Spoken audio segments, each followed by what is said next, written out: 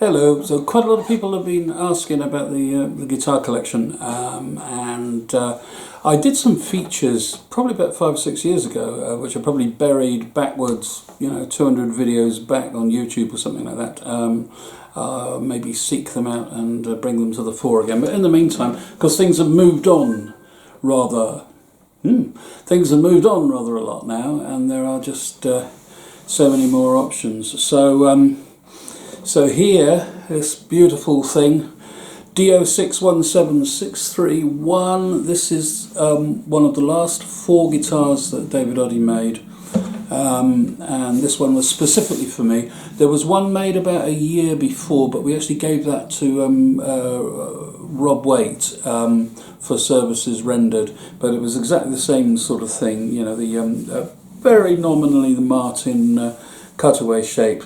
But these last 4 guitars are quite exquisite, and David knew he wasn't going to be able to finish them, so he left instructions firstly with Brook Guitars, who were pupils of his years ago anyway, who did this beautiful finish on it, and then Chris Billings, who is also signed inside. Chris Billings is a really good friend of ours and also an excellent luthier and guitar repairer, and he and David are very good friends. And I think he did the frets, and then he did all the metal work, and then especially the setup. So this guitar was a long time coming, and I didn't actually get it about 8 months after David died. But it now is one of a almost accidental matched pair together with the big G guitar, which I've had for years. I'll play that in a minute. But this is just such a beautiful guitar.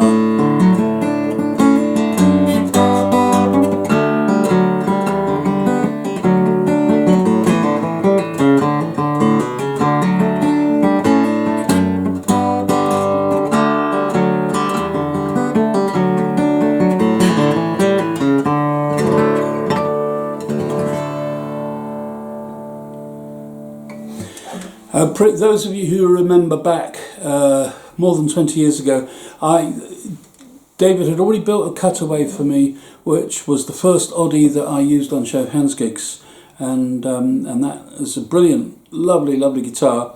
But by that time, I had got him to build me the second cutaway guitar with the wide neck, which we'll come to in a minute, because I thought it would make a good slide guitar, which in fact it didn't, and I think he knew that, but he humoured me.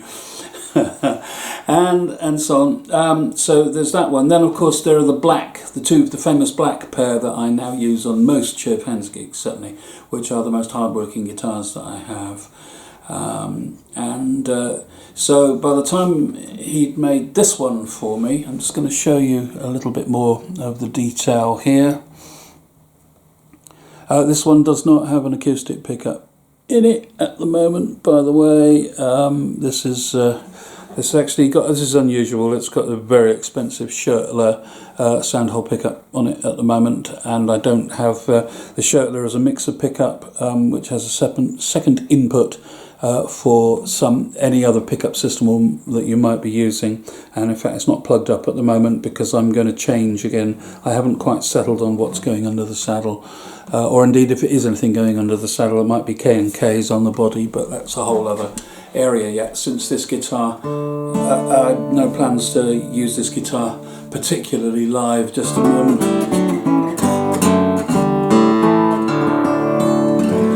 Anyway, so that's for me it's the last David guitar, and so effectively this pair kind of sit together extremely well, I think.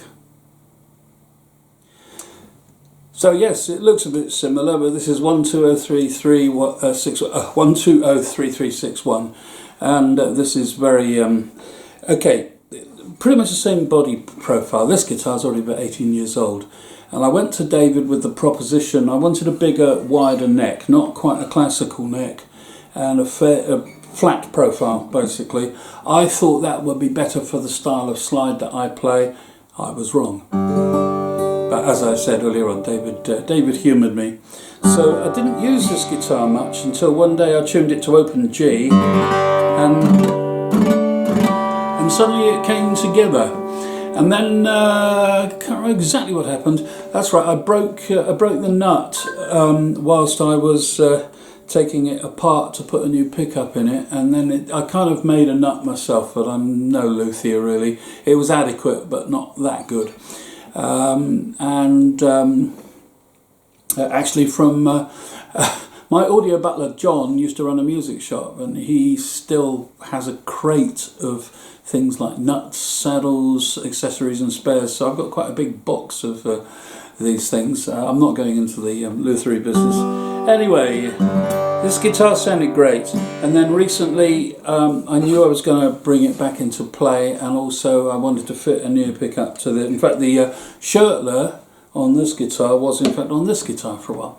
So I've now got a headway system in here, and I'm very pleased with that. And Rom Dobbs, who is guitar tech at Manson's Guitars, put that one in for me, and finally at the same time he just made a new nut, or nut that actually works, and all the rest of it, and he's just achieved the right action, not too high, not too low.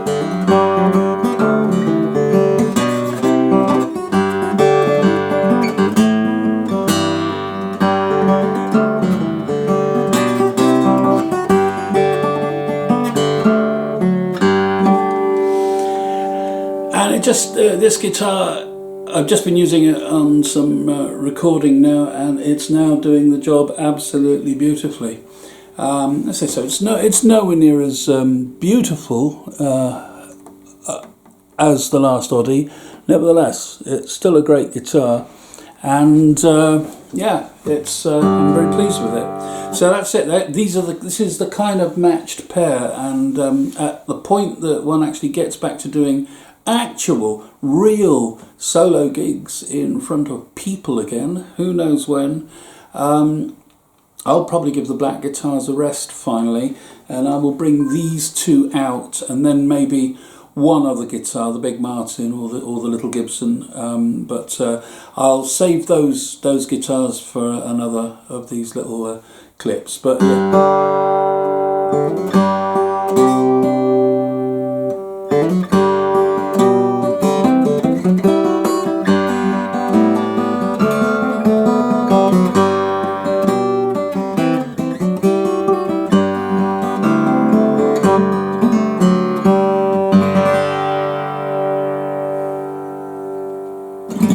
so there you are, the two big cutaway guitars.